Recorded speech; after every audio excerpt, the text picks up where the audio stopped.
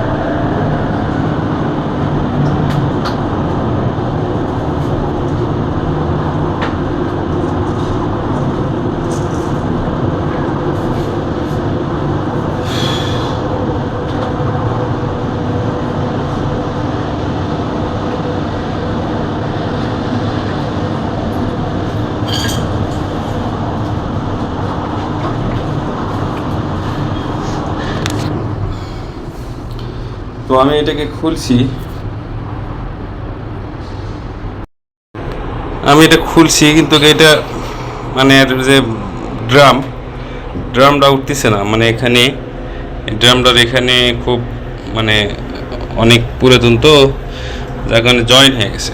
তো বেশি সমস্যা না, এটার যে পানি বাড়ায় সে পানি বাড়ানোর ওই জায়গায় একটা 50 পয়সা আটকে আছে, পয়সাটা বাড়াইতেছে না, মানে ব্যাক কায়দা আর কি।